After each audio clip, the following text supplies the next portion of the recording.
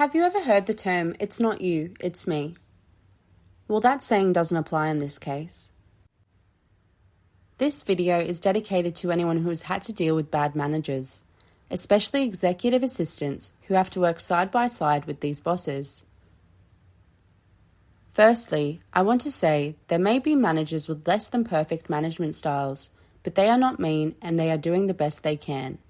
I am not calling them out. I am calling out those that use their power to belittle the EA and make it clear that they are the boss. I am calling out those that don't communicate at all or communicate very poorly and think the EA should be able to read their mind. A bad manager doesn't see the value of an EA and thinks they should just do what they're told, instead of the EA being able to voice their opinion and have a discussion about the problem. EAs usually don't fight back because it will cause tension and they worry that they will be replaced. There are managers that pick up on anything you might do wrong and really highlight it. Managing a busy executive as well as your own busy schedule, there is no doubt we are going to make mistakes from time to time. We are only human. I have seen other EAs in private Facebook groups come to the defense of a bad manager, stating that it's a part of our role and it is up to the EA to find a solution. I disagree. Being treated badly, especially by someone in power, is unfair and not something anyone should put up with. Bad managers can be either male or female. It makes no difference. I have been an EA for a very long time and worked as an EA in many different countries. I can give you many examples of being treated poorly in different companies, but I thought I would just share a couple. I once worked for a startup. I went to the interview and got the job right away. The founder wanted me to start immediately, working as his executive assistant and marketing manager.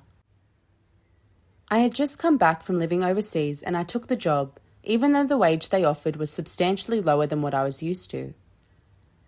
The first day I turned up, I didn't have a laptop. Apparently I had to bring my own private laptop and use it for work, and I was told I should have known that. The first few weeks went fine, and I was given projects to complete, but I needed sign-off for each tier of the project. When I approached my boss, his response was, "I'm too busy to talk to you." I would send him emails instead, which he would never respond to. He would send me emails asking me questions instead of talking to me, and it wasn't just me, it was all the staff that worked there. We were all working in the same room as each other. This went on for 4 months, and I could never complete anything I was assigned to do because I couldn't get him to sign off on anything.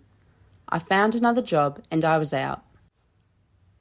Another example, I worked for 2 directors, 1 male and 1 female. I dedicated certain days of the week to each department. The male director always included me in all client events and would always praise me, telling clients that I was responsible for his efficiency. If he felt like a coffee, he would go out and get one for himself and one for me. He never asked me to get his coffee, but I did ask him if he wanted a coffee when I went to get a coffee for myself. The female director never included me in anything and treated me like I was beneath her. I would be in meetings with my colleagues from the other department, and she would message me asking me to get her a coffee, even though she had no meetings for hours and I was assigned to the other department for that day. I would message her back stating that I was in a meeting and I couldn't get her coffee. She would get annoyed and message me back saying, "Well then, it looks like I have to get my own coffee."